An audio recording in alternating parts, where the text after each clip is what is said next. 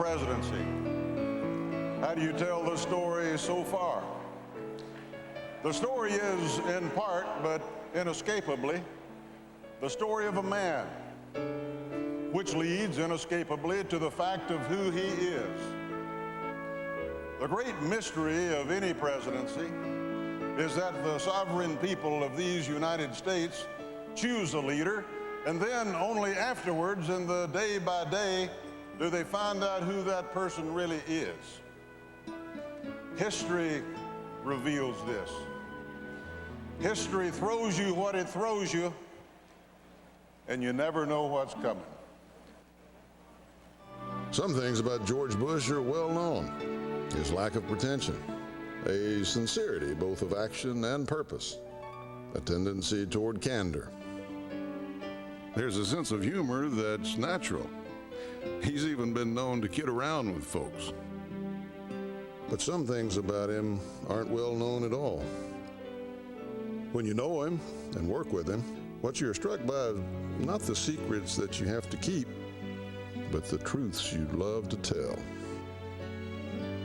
He doesn't like to talk about them, but maybe when we look back at this era and this man, we'll ask, what do a bullhorn and a baseball have in common? What truths can they tell? Which is another way of saying, what did George W. Bush do? Who did he become? And how did that help us? Let me introduce you to 69-year-old Bob Beckwith with the New York City Fire Department. Retired, he volunteered to help at Ground Zero. And this was his first day on the job. He was clearing debris off a crushed fire truck when he was told that someone was coming. And then, all of a sudden, who comes around the side of the rig but the president? I said to myself, oh my God. I helped him onto the rig. I said, are you okay, Mr. President? He said, I'm good.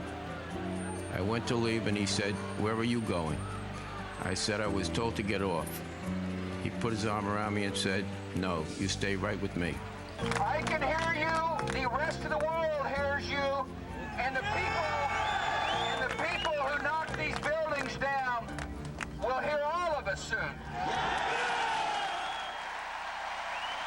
Some things in history aren't planned. They can't be planned. You just try to rise to the occasion. Just about everybody did those days. But a funny thing about George W. Bush, he was always trying to comfort everyone, and then he'd always come back saying how inspired he'd been by them.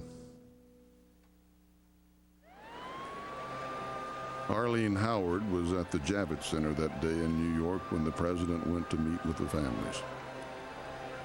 She had just lost her son, another man who'd rushed to the fire.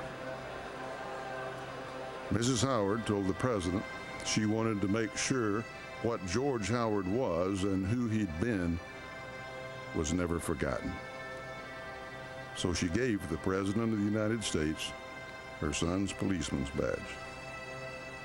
George Bush took that badge and put it in his pocket, and then he told the nation he would keep it with him to remember all who'd lived so heroically.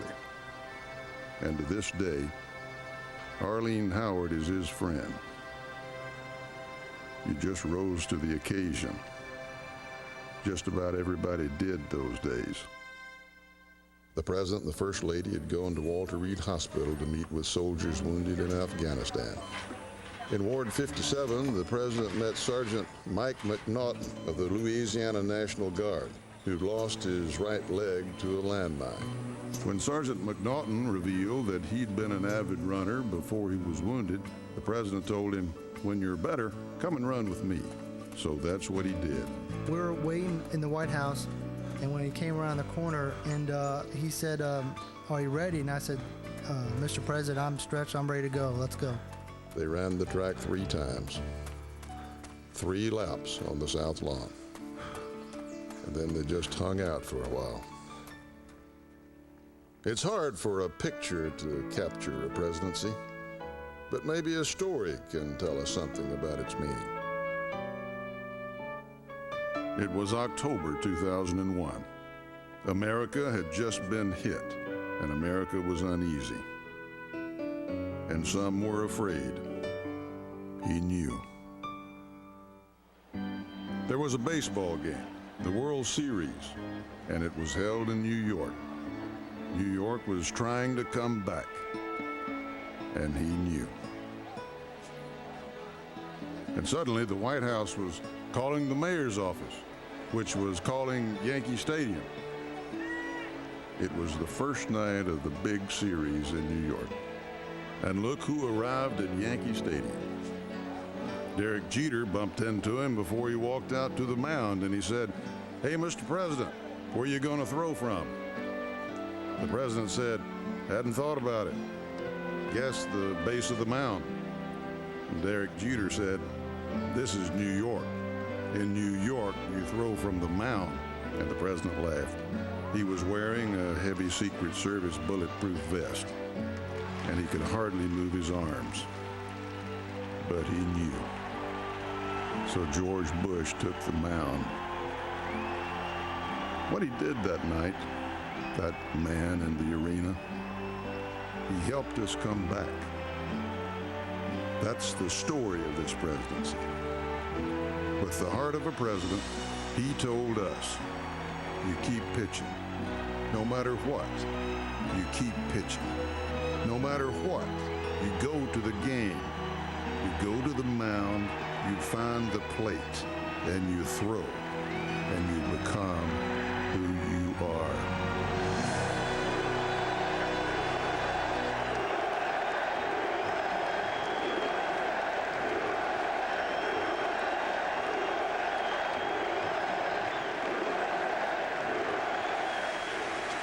And so the president will now walk out and be the man in the arena on a stage set constructed overnight to place him in the middle of this room.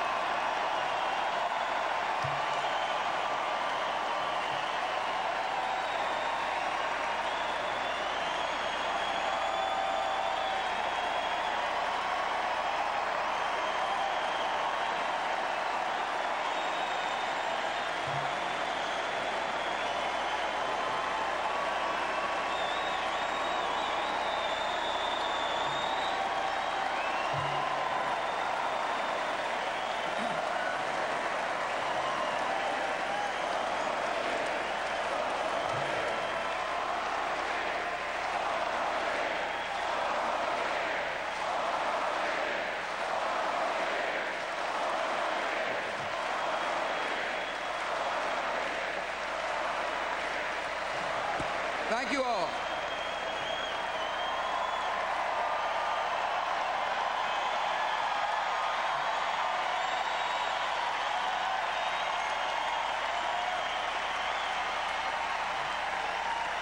Mr. Chairman.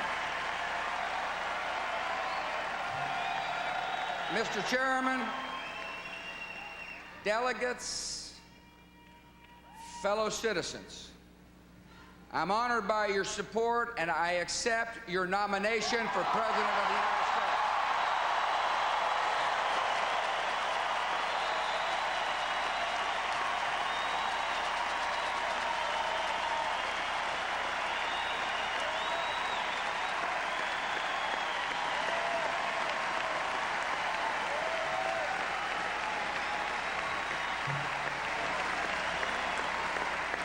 When I said those words 4 years ago, none of us could have envisioned what these years would bring.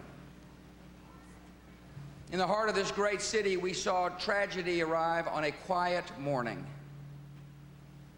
We saw the bravery of rescuers grow with danger. We learned of passengers on a doomed plane who died with a courage that frightened their killers.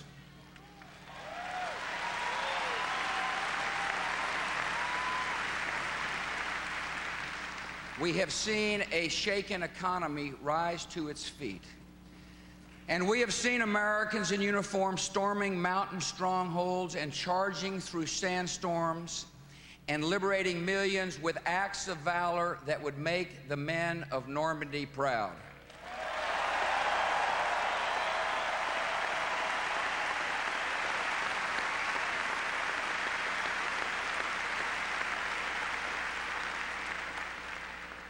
Since 2001, Americans have been given hills to climb and found the strength to climb them.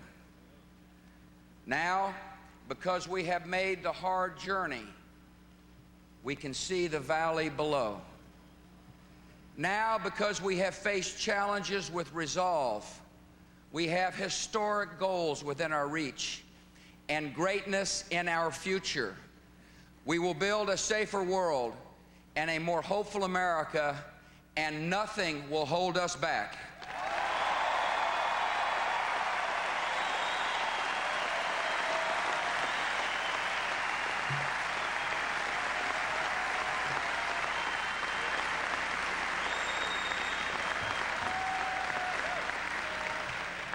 In the work we have done and the work we will do, I am fortunate to have a superb Vice President.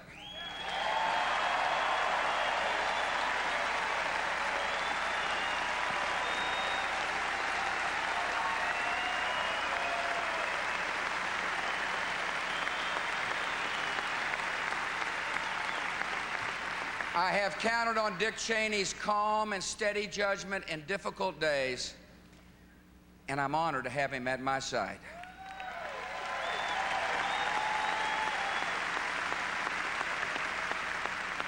I am grateful to share my walk in life with Laura Bush.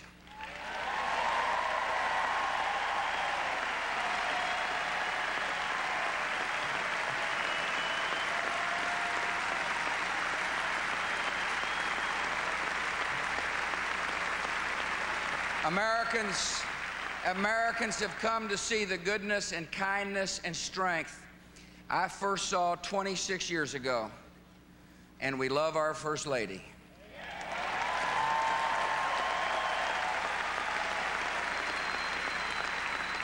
I'm a fortunate father of two spirited, intelligent, and lovely young women.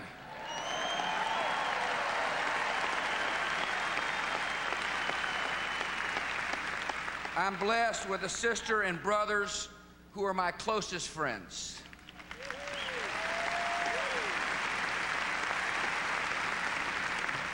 And I will always be the proud and grateful son of George and Barbara Bush.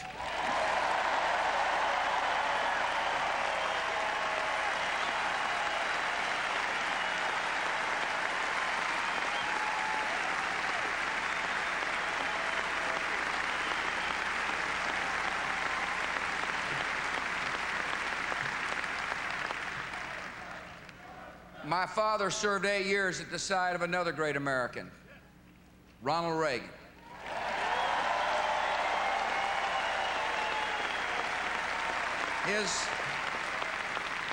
His spirit of optimism and goodwill and decency are in this hall and are in our hearts and will always define our party.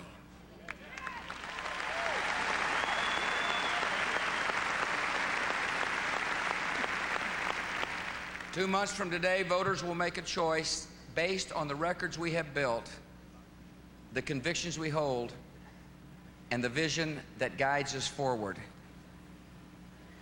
A presidential election is a contest for the future. Tonight, I will tell you where I stand, what I believe, and where I will lead this country in the next 4 years.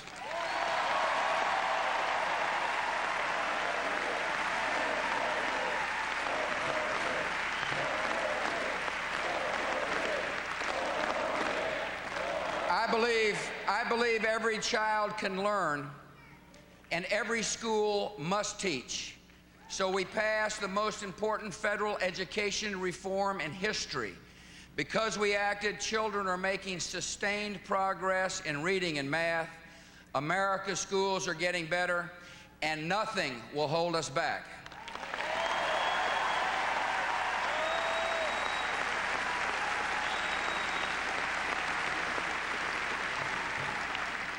I believe we have a moral responsibility to honor America's seniors. So I brought Republicans and Democrats together to strengthen Medicare. Now seniors are getting immediate help buying medicine. Soon every senior will be able to get prescription drug coverage, and nothing will hold us back.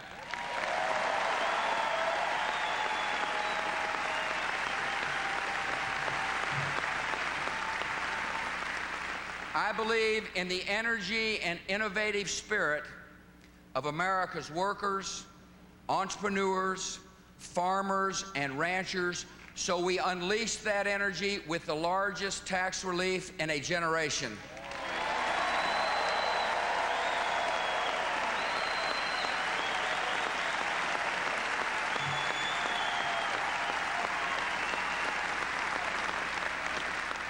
Because we acted, our economy is growing again and creating jobs, and nothing will hold us back.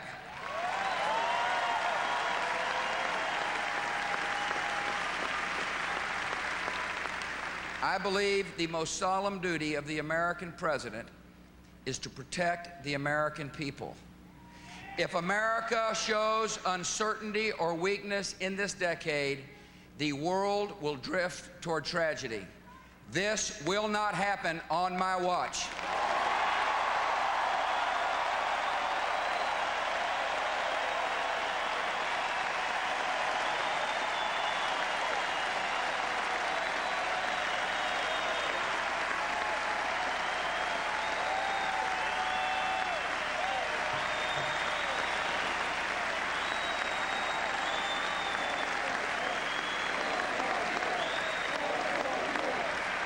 I'm running for president with a clear and positive plan to build a safer world and a more hopeful America. I'm running with a compassionate conservative philosophy that government should help people improve their lives, not try to run their lives.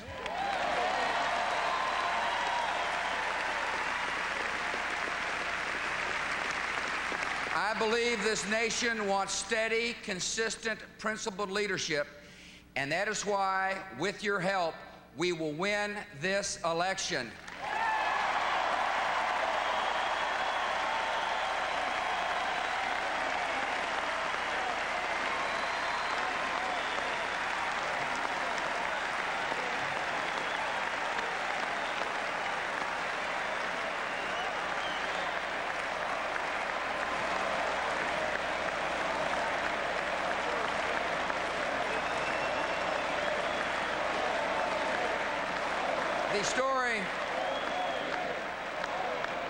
The story of America is the story of expanding liberty, an ever-widening circle, constantly growing to reach further and include more. Our nation's founding commitment is still our deepest commitment. In our world and here at home, we will extend the frontiers of freedom.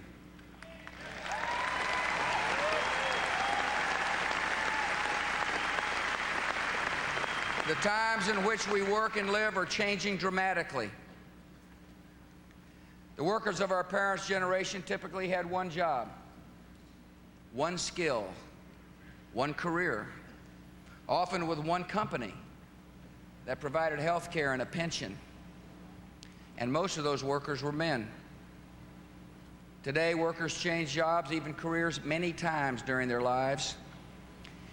And in one of the most dramatic shifts our society has seen, 2/3 of all moms also work outside the home. This changed world can be a time of great opportunity for all Americans to earn a better living, support your family, and have a rewarding career. And government must take your side.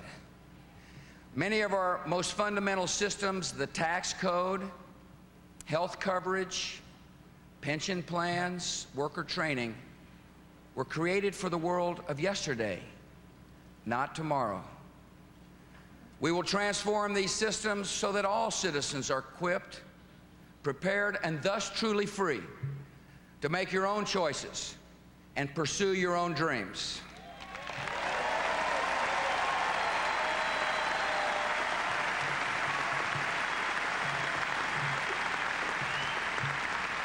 My plan begins with providing the security and opportunity of a growing economy. We now compete in a global market that provides new buyers for our goods, but new competition for our workers. To create more jobs in America, America must be the best place in the world to do business.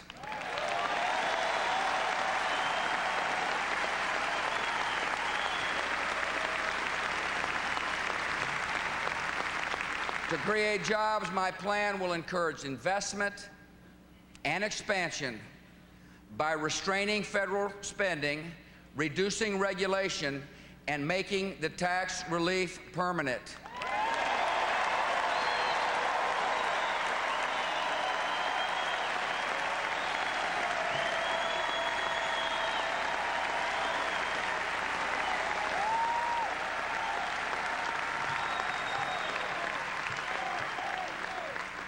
To create jobs, we will make our country less dependent on foreign sources of energy.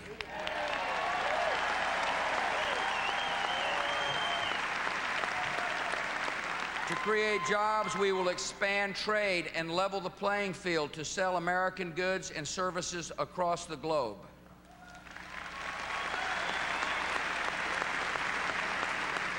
And we must protect small business owners and workers from the explosion of frivolous lawsuits that threaten jobs across our country.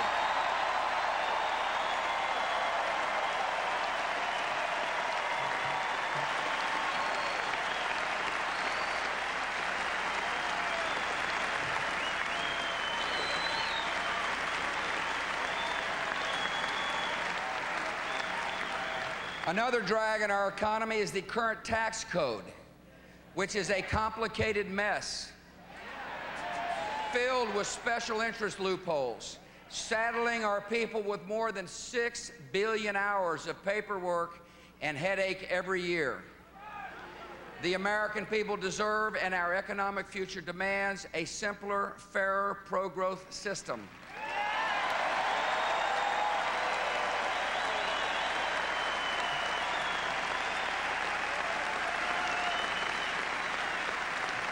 In a new term, I will lead a bipartisan effort to reform and simplify the federal tax code.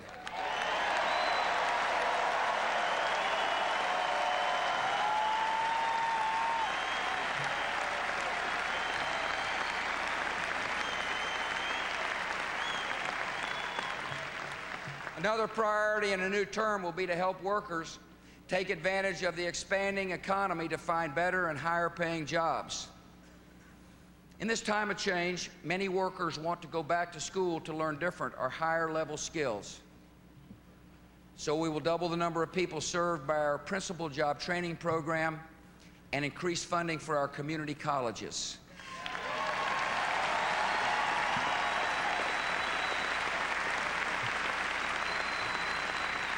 I know that with the right skills, American workers can compete with anyone, anywhere in the world.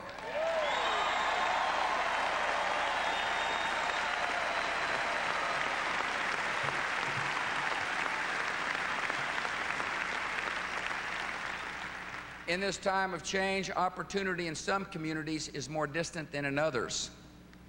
to stand with workers in poor communities and those that have lost manufacturing, textile, and other jobs, we will create American Opportunity Zones. In these areas, we will provide tax relief and other incentives to attract new business and improve housing and job training to bring hope and work throughout all of America.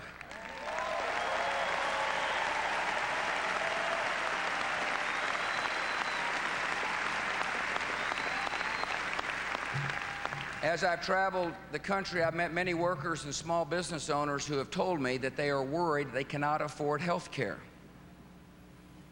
More than half of the uninsured are small business employees and their families. In a new term, we must allow small firms to join together to purchase insurance at the discounts available to big companies.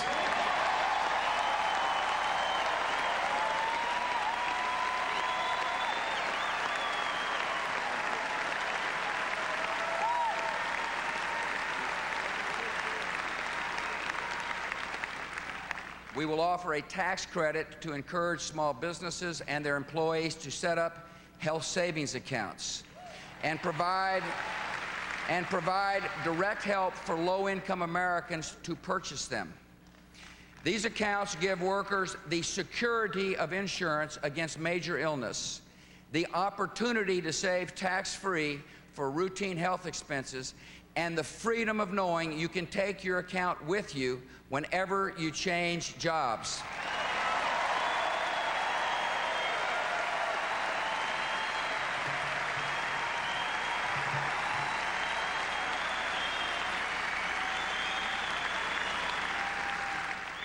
We will provide low-income Americans with better access to health care.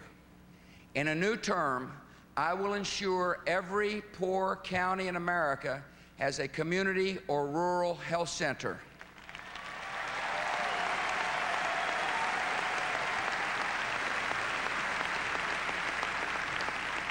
As I've traveled our country, I've met too many good doctors, especially OBGYNs, who are being forced out of practice because of the high cost of lawsuits. To make health care more affordable and accessible, we must pass medical liability reform now.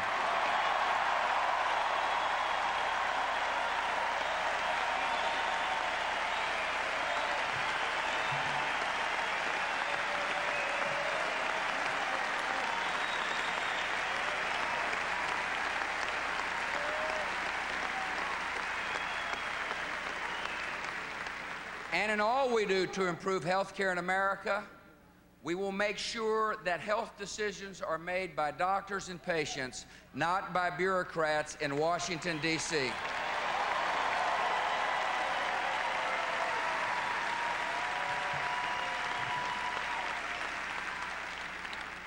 In this time of change, government must take the side of working families. In a new term, we will change outdated labor laws to offer comp time and flex time. Our laws should never stand in the way of a more family-friendly workplace.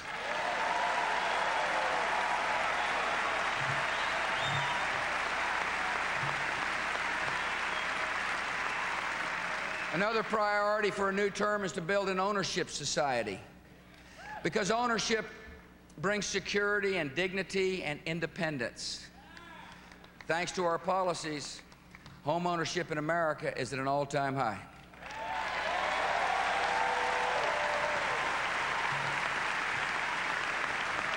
Tonight, we set a new goal: 7 million more affordable homes in the next 10 years, so more American families will be able to open the door and say, "Welcome to my home."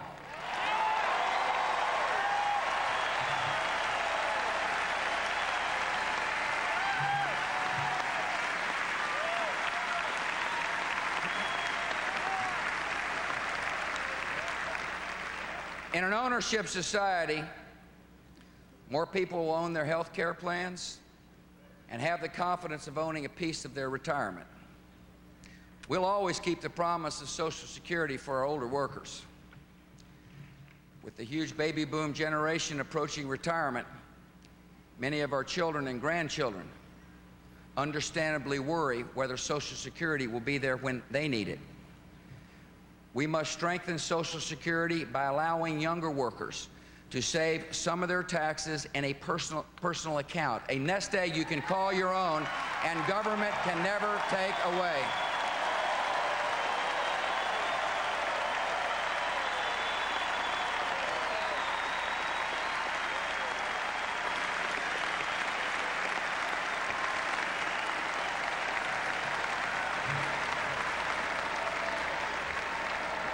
In all these proposals, we seek to provide not just a government program, but a path to greater opportunity, more freedom, and more control over your own life. And the path begins with our youngest Americans. To build a more hopeful America, we must help our children reach as far as their vision and character can take them. Tonight, I remind every parent and every teacher, I say to every child, no matter what your circumstance, no matter where you live, your school will be the path to promise of America.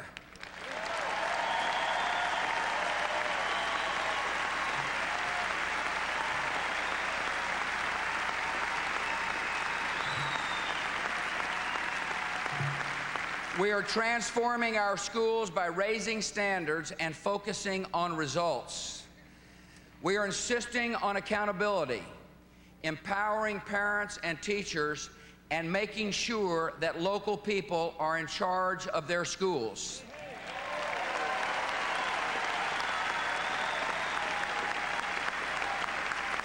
By testing every child, we are identifying those who need help, and we are providing a record level of funding to get them that help.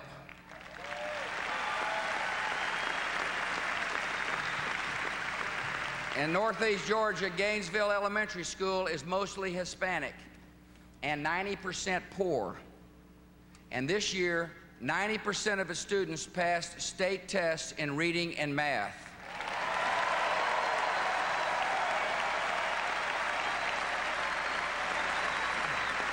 The principal expresses the philosophy of his school this way: we don't focus on what we can't do at this school. We focus on what we can do. And we do whatever it takes to get kids across the finish line. See, this principle is challenging the soft bigotry of low expectations.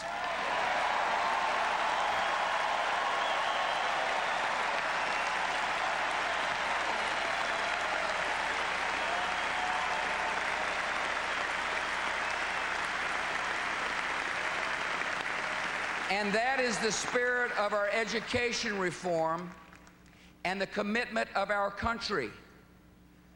No dejaremos a ningún niño atrás. We will leave no child behind.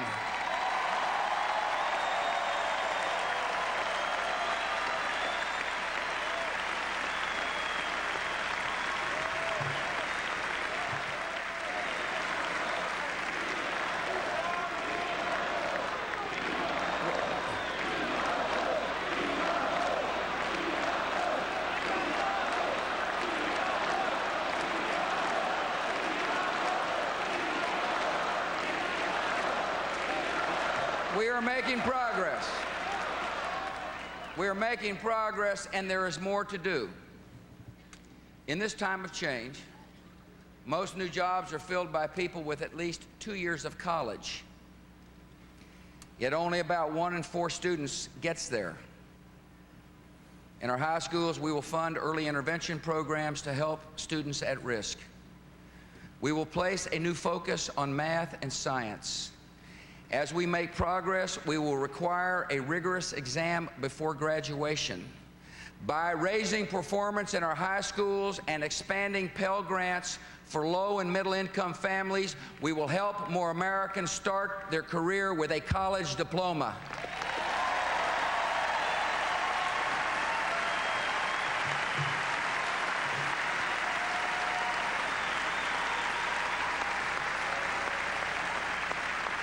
America's children must also have a healthy start in life. In a new term, we will lead an aggressive effort to enroll millions of poor children who are eligible but not signed up for the government's health insurance programs. We will not allow a lack of attention or information to stand between these children and the health care they need.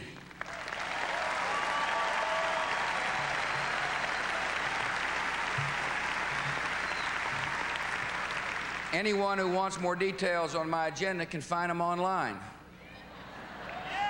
The web address is not very imaginative, but it's easy to remember. GeorgeWBush.com.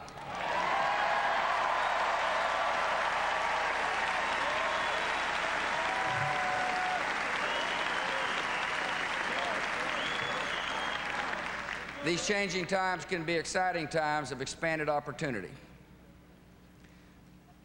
And here you face a choice.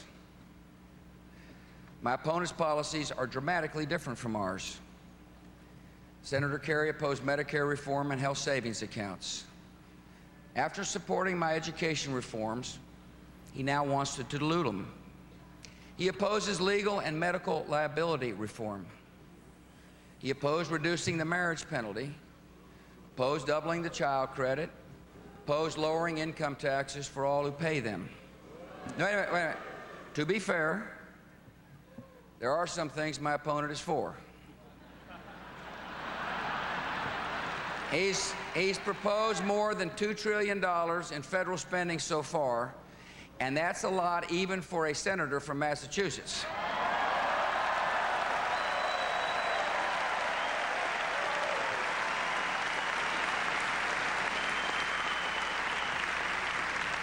And to pay for that spending, he is running on a platform of increasing taxes.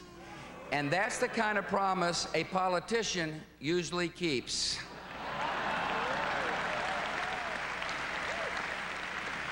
His policies of tax and spend, of expanding government rather than expanding opportunity, are the politics of the past.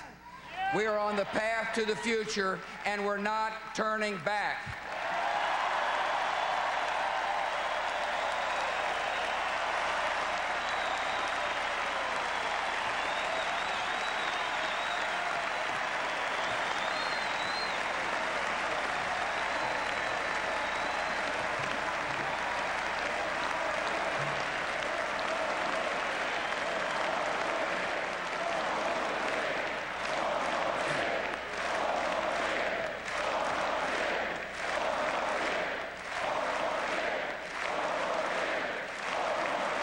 In this world of change,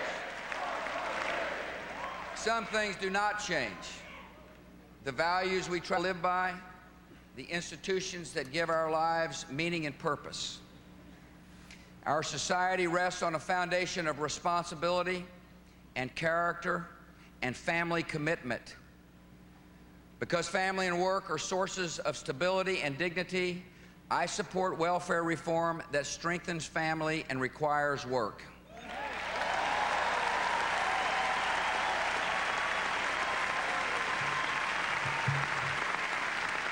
Because a caring society will value its weakest members, we must make a place for the unborn child.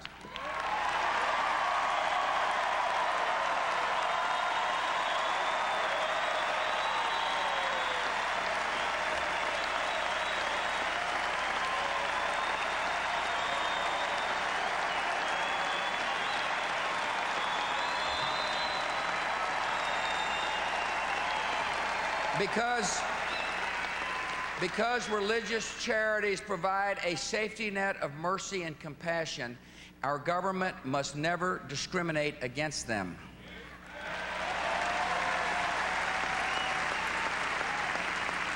Because the union of a man and woman deserves an honored place in our society, I support the protection of marriage against activist judges.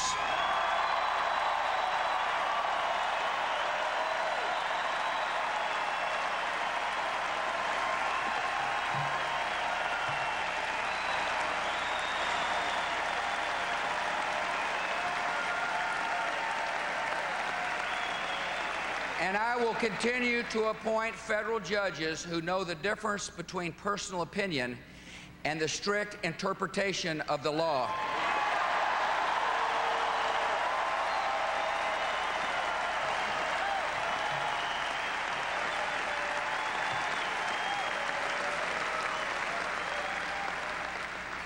My opponent recently announced that he's the candidate of conservative values.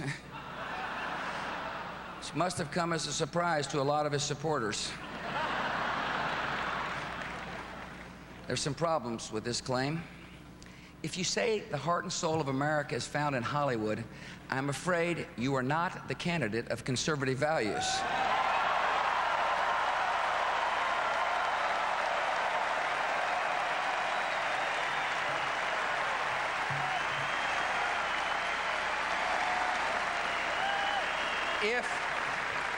If you voted against the Bipartisan Defense of Marriage Act, which President Clinton signed, you are not the candidate of conservative values.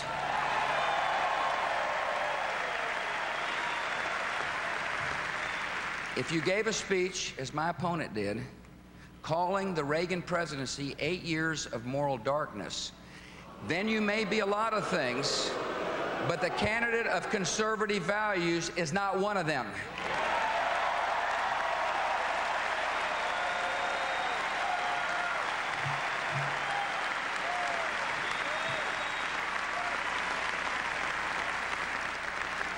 This election will also determine how America responds to the continuing danger of terrorism.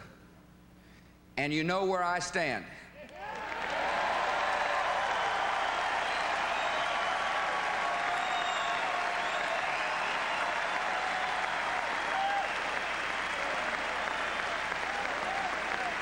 Three days after September the 11th, I stood where Americans died, in the ruins of the Twin Towers.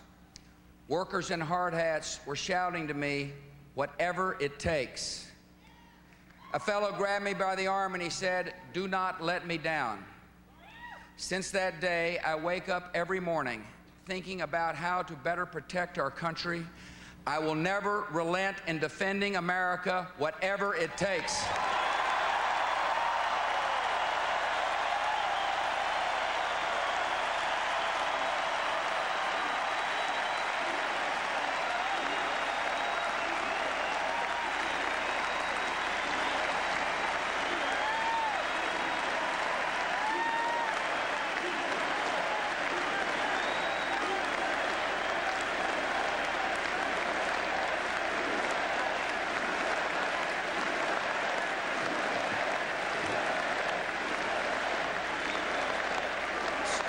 So,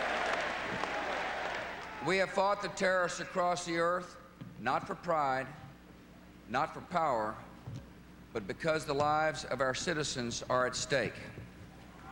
Our strategy is clear. We've tripled funding for Homeland Security and trained 500,000 first responders because we're determined to protect our homeland. We're transforming our military and reforming and strengthening our intelligence services. We are staying on the offensive, striking terrorists abroad so we do not have to face them here at home.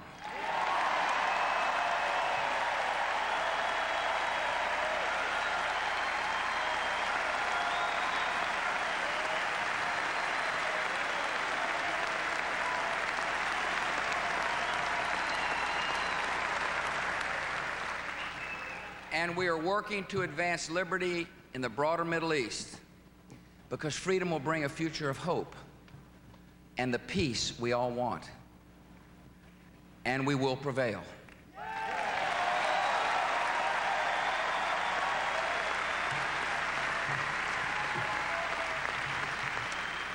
Our strategy is succeeding. 4 years ago, Afghanistan was the home base of Al-Qaeda.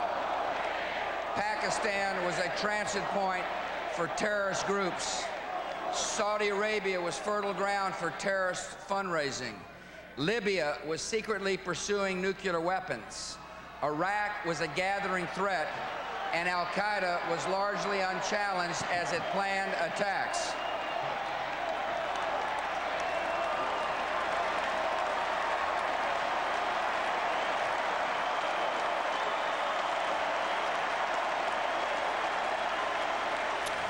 That protester you see getting the bum's rush had a sign that said Bush lied, people died. As we've noted here in earlier incidents, there are plenty of security people in this hall, and protesters' lives on the floor tend to be short. Of a free Afghanistan is fighting terror. Pakistan is capturing terrorist leaders. Saudi Arabia is making raids and arrests. Libya is dismantling its weapons programs. The army of a free Iraq is fighting for freedom. And more than 3/4 of al-Qaeda's key members and associates have been detained or killed.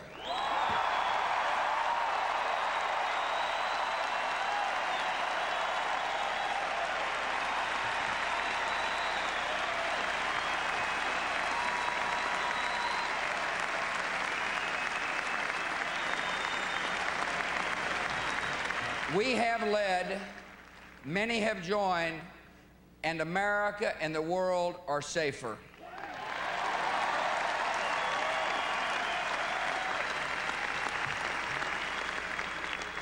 This progress involved careful diplomacy, clear moral purpose, and some tough decisions.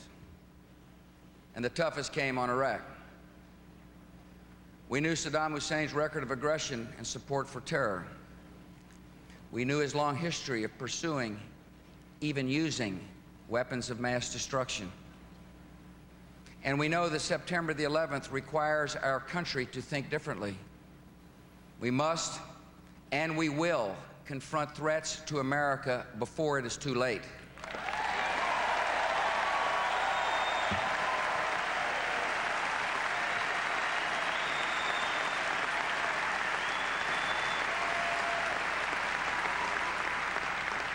In Saddam Hussein, we saw a threat. Members of both political parties, including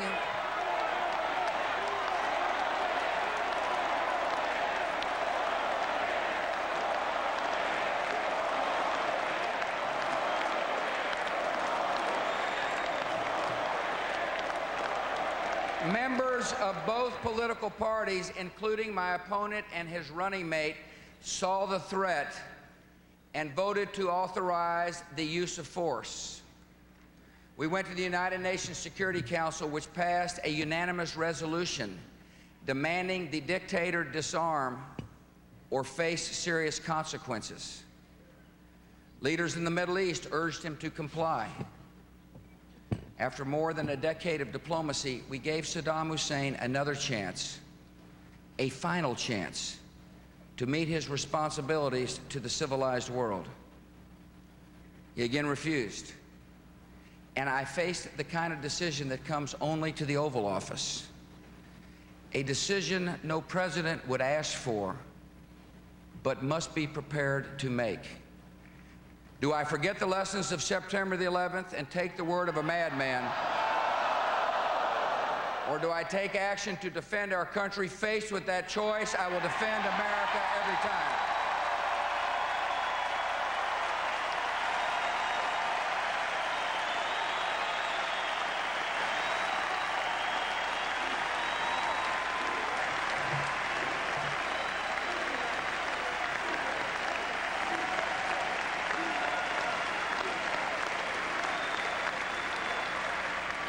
Because we acted to defend our country, the murderous regimes of Saddam Hussein and the Taliban are history.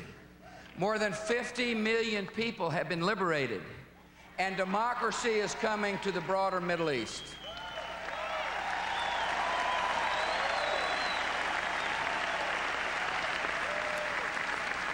In Afghanistan, terrorists have done everything they can to intimidate people.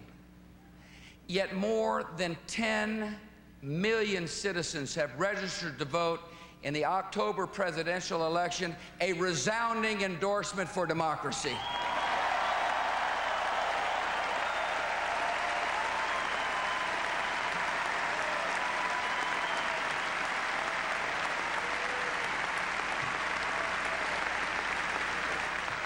Despite ongoing acts of violence, Iraq now has a strong prime minister, a national council, and national elections are scheduled for January. Our nation is standing with the people of Afghanistan and Iraq because when America gives its word, America must keep its word.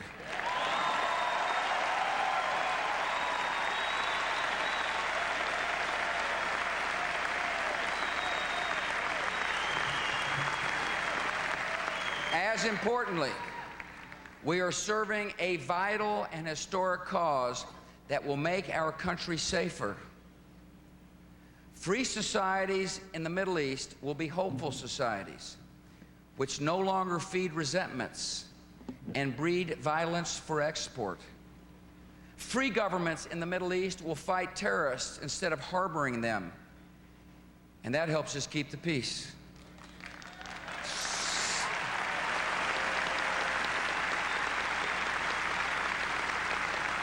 So our mission in Afghanistan and Iraq is clear.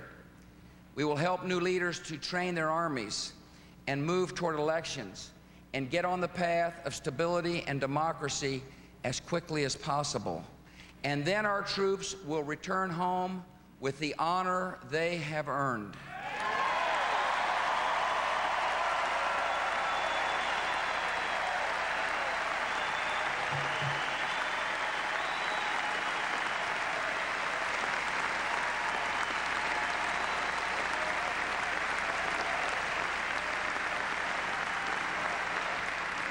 Our troops know the historic importance of our work. One Army specialist wrote home, "We are transforming a once sick society into a hopeful place." The various terrorist enemies we are facing in Iraq, he continued, are really aiming at you back in the United States. This is the test of will for our country. We soldiers of yours are doing great in scoring victories in confronting the evil terrorists. That young man is right. Our men and women in uniform are doing a superb job for America.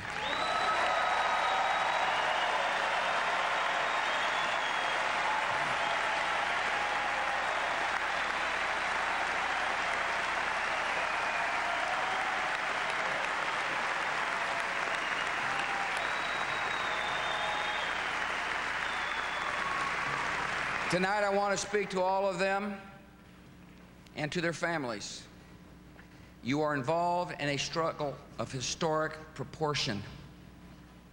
Because of your service and sacrifice, we are defeating the terrorists where they live and plan, and you're making America safer.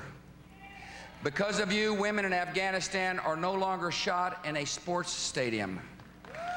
Because of you, the people of Iraq no longer fear being executed and left in mass graves.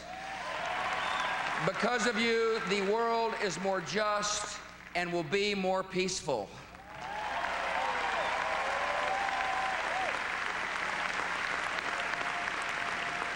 We owe you our thanks, and we owe you something more. We will give you all the resources, all the tools, and all the support you need for victory.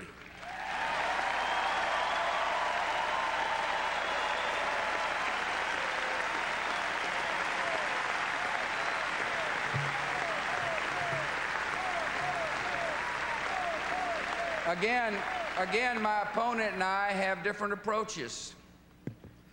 I propose and the Congress overwhelmingly passed $87 billion in funding needed by our troops doing battle in Afghanistan and Iraq. My opponent and his running mate voted against this money for bullets and fuel and vehicles and body armor. When asked to explain his vote, the senator said, "I actually did vote for the $87 billion before I voted against it." Then he said he was proud of his vote. Then, when pressed, he said, "It was a complicated matter." There's nothing complicated about supporting our troops in combat.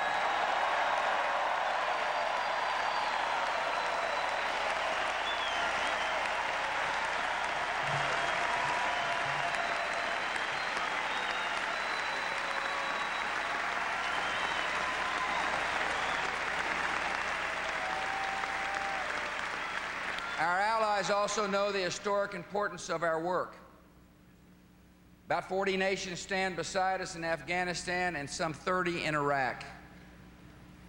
I deeply appreciate the courage and wise counsel of leaders like Prime Minister Howard, President Kwasniewski, Prime Minister Berlusconi, and of course, Prime Minister Tony Blair.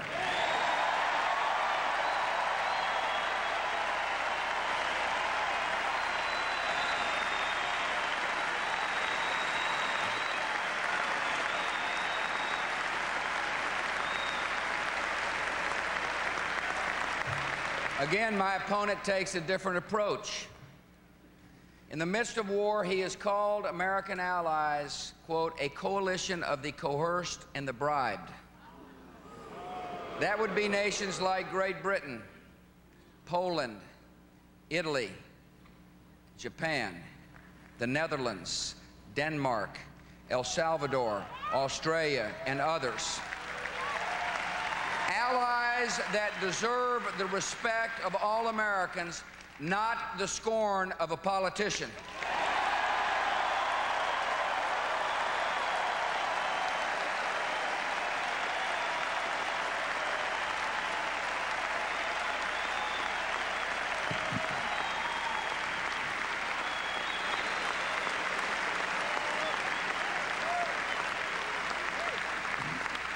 I respect every soldier from every country who serves beside us in the hard work of history. America's grateful, and America will not forget.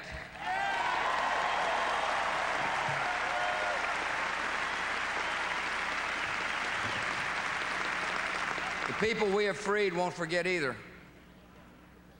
Not long ago, 7 Iraqi men came to see me in the Oval Office. They had X's branded into their foreheads, and their right hands had been cut off by Saddam Hussein's secret police, the sadistic punishment for imaginary crimes. During our emotional visit, one of the Iraqi men used his new prosthetic hand to slowly write out in Arabic a prayer for God to bless America.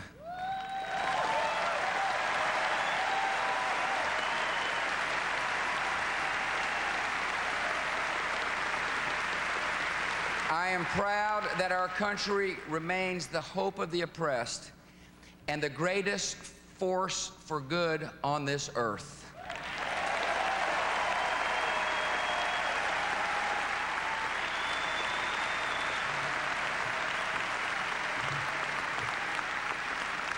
Others understand the historic importance of our work. The terrorists know.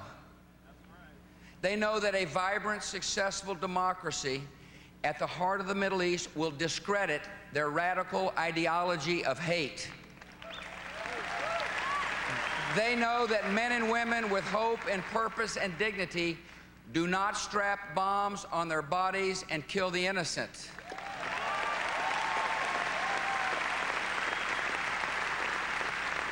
The terrorists are fighting freedom with all their cunning and cruelty because freedom is their greatest fear. And they should be afraid, because freedom is on the march.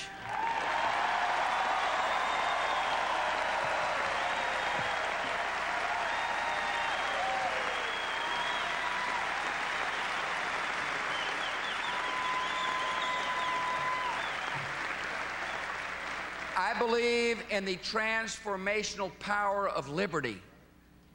The wisest use of American strength is to advance freedom.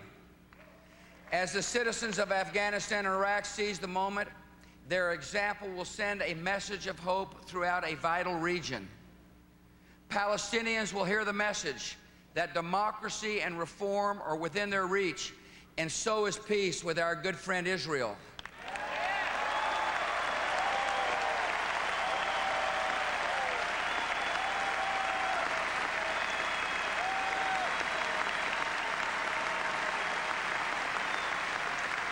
Young women across the Middle East will hear the message that their day of equality and justice is coming.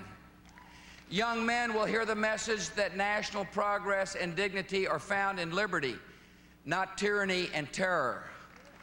Reformers and political prisoners and exiles will hear the message that their dream of freedom cannot be denied forever.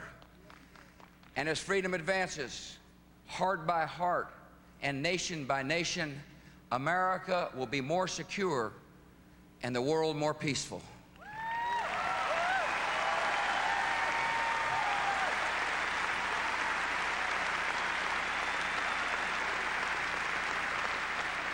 America has done this kind of work before, and there have always been doubters. In 1946, 18 months after the fall of Berlin to Allied forces, a journalist in the New York Times wrote this: "Germany is a land in an acute stage of economic, political, and moral crisis. European capitals are frightened. In every military headquarters, one meets alarmed officials doing their utmost to deal with the consequences of the occupation policy that they admit has failed." End quote. Maybe that same person is still around writing editorials.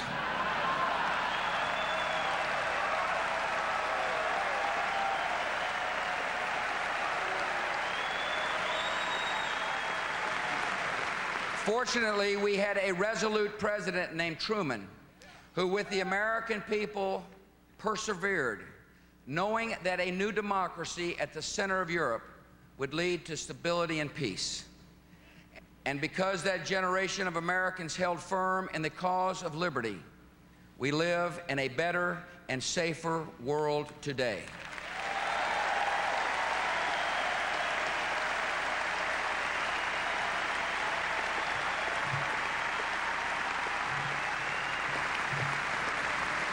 The progress we and our friends and allies seek in the broader Middle East will not come easily or all at once.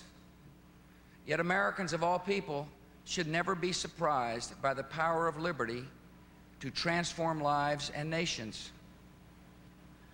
That power brought settlers on perilous journeys, inspired colonies to rebellion, ended the sin of slavery, and set our nation against the tyrannies of the 20th century. We were honored to aid the rise of democracy in Germany and Japan, Nicaragua, Central Europe, and the Baltics, and that noble story goes on. I believe that America is called to lead the cause of freedom in a new century. I believe that millions in the Middle East plead in silence for their liberty. I believe that given the chance, they will embrace the most honorable form of government ever devised by man. I believe all these things because freedom is not America's gift to the world. It is the Almighty God's gift to every man and woman in this world.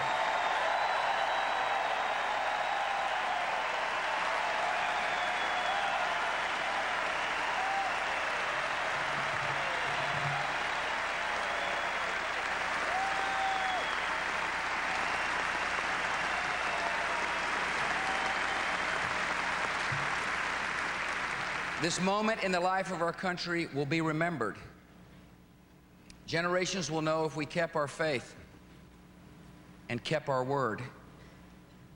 Generations will know if we seized this moment and used it to build a future of safety and peace. The freedom of many and the future security of our nation now depend on us.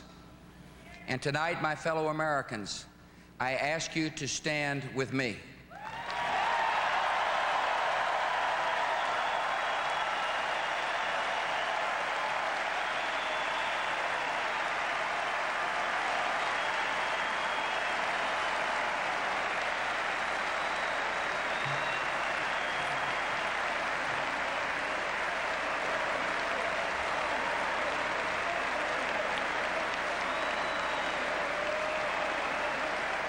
In the last 4 years, you and I have come to know each other. Even when we don't agree, at least you know what I believe and where I stand.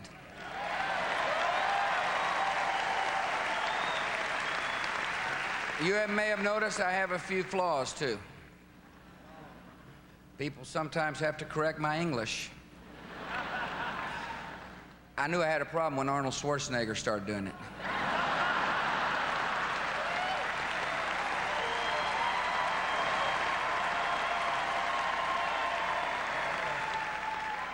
Some folks look at me and see a certain swagger, which in Texas is called walking.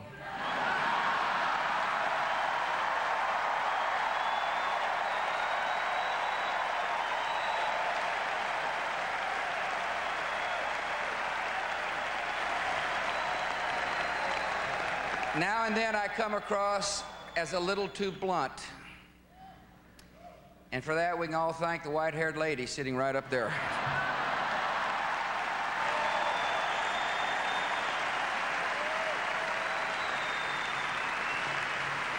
One thing I've learned about the presidency is that whatever shortcomings you have, people are going to notice them. And whatever strengths you have, you're going to need them.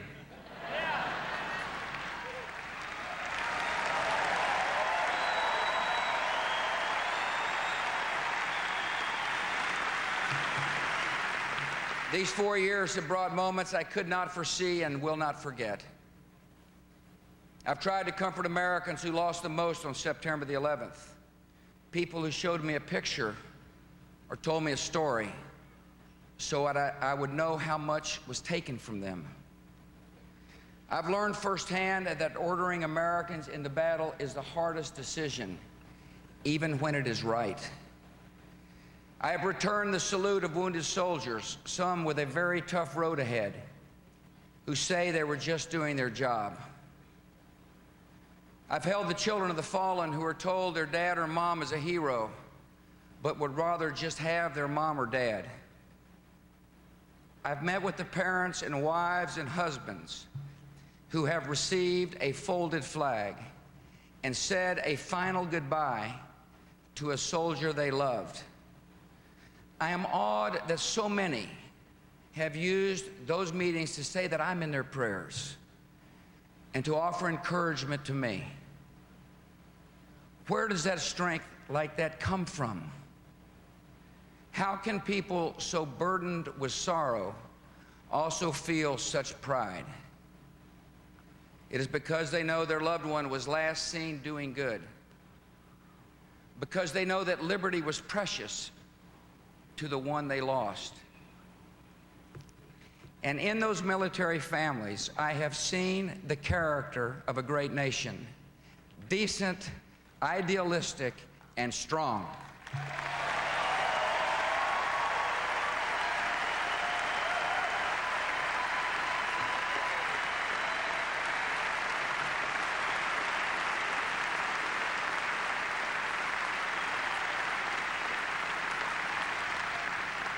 The world saw that spirit 3 miles from here when the people of this city faced peril together and lifted a flag over the ruins and defied the enemy with their courage. My fellow Americans, for as long as our country stands, people will look to the resurrection of New York City and they will say, "Here buildings fell, here a nation rose."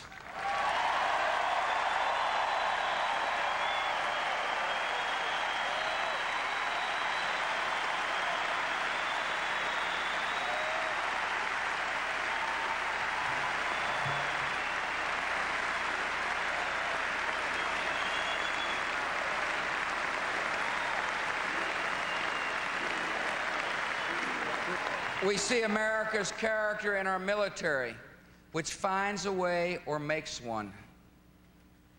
We see it in our veterans who are supporting military families in their days of worry. We see it in our young people who have found heroes once again. We see that character in workers and entrepreneurs who are renewing our economy with their effort and optimism. And all of this has confirmed one belief beyond doubt. Having come this far, our tested and confident nation can achieve anything.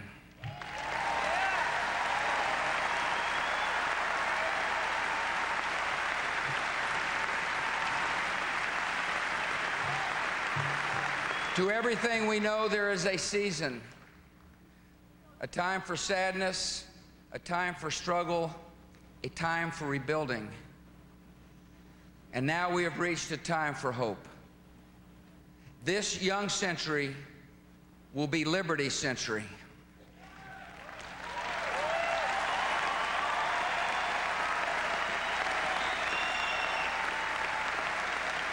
By promoting liberty abroad, we will build a safer world.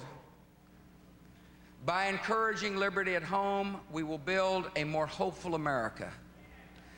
Like generations before us, we have a calling from beyond the stars to stand for freedom. This is the everlasting dream of America, and tonight in this place, that dream is renewed.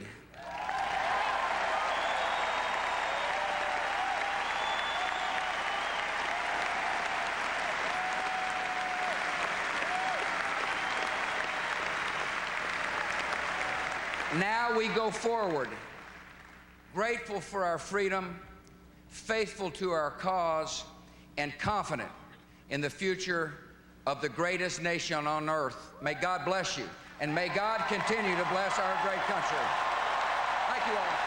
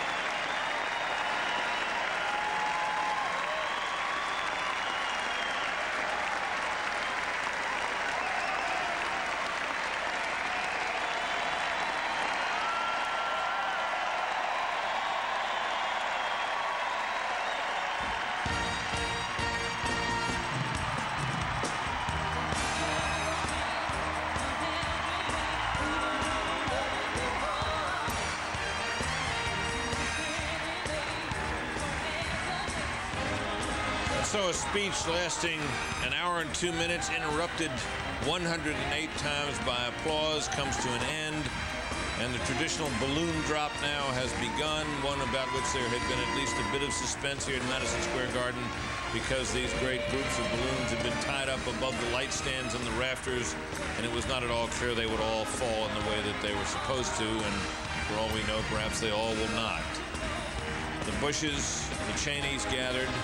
This was a speech about which the question had been, would it be thematic or would it be programmatic? It seems to have been, in the end, both. The president spent much of the first half of this address laying out the domestic agenda, which he says he will pursue in a second term, and much of the rest of it explaining, defending, and characterizing his foreign policy. If there is a single word here tonight that perhaps could describe this speech, a single theme, it would be that of liberty. Liberty, which the president described, of course, as America, as the world's gift, everyone in the world's gift from the Almighty, which is now for him also a policy in the world, one he made clear he felt he must pursue for America as a matter really of self-defense. The initiatives that he laid out here tonight were none of them a great big new initiative.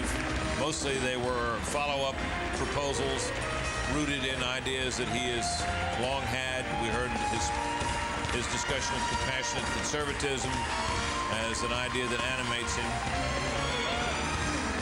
And the programs that you heard him describe tonight were very much in that vein. Now we're having the traditional family gathering. The Bush family, of course, is a very large clan indeed, out on the stage. And the president and vice president remaining out there on that unusual platform set out in the middle of the room, constructed overnight for the occasion.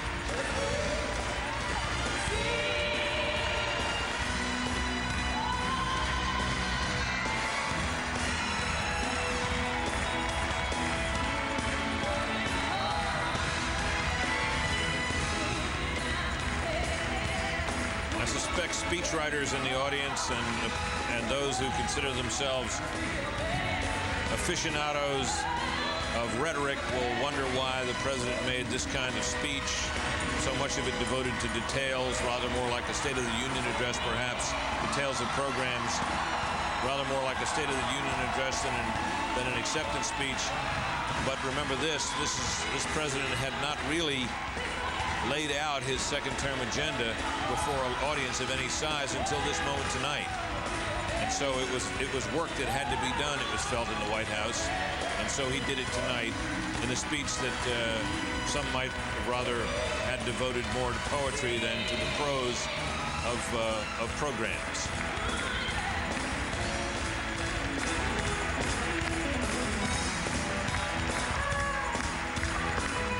Bill Kristol, your thoughts on this speech and the president's delivery of it? I thought it was almost a pitch-perfect speech, and I think a very effective speech. He did the first half was prosaic, as you said, Britt, but I think probably an effective laying out of a reasonably coherent domestic agenda, a moderately conservative agenda, with some, I think, quite deft contrasting with John Kerry, both on the issues of tax and spend and on the values issues, on same-sex marriage. And then he turned to foreign policy, justified the war on terror. Again, a pretty effective contrast with Kerry, very briefly. And then the quite moving, I think, final 10 minutes, really more poetic, you might say, ending. I think it was a very, very impressive speech. Well, you certainly, we did get a sense of the president's emotions. There was, I think, among his writers and aides, some thought that there was a passage there at the end that he might not be able to get through. And we certainly did hear him tear up when he spoke about meetings with parents and wives and husbands who had received the folded flag and said goodbye, as he put it, to a soldier they loved. And he spoke of his awe at the strength of these people who told him that he was in their prayers. And he said of those military families, I have seen the character of a great nation, decent and idealistic and strong. It makes you think that certainly is the way he hopes voters will view him. I agree. I think the first part of the speech was like a State of the Union address, but I do think the second half of the speech showed that George W. Bush really had a story to tell. It was a story about himself and a story about the country since 9/11 and how those events have changed the country and changed him and transformed him into the leader that he hopes voters will choose for another 4 years. I think he did a good job tonight. I think that there wasn't a lot of detail. I think the Bush White House was probably right. He didn't need a lot of detail. And also because Kerry didn't provide a lot of new programs in his speech, the field was pretty open for Bush. Mort? Today I walked up to the high command of the Kerry campaign and I said, does your campaign conceive of this election as being a historic election, the way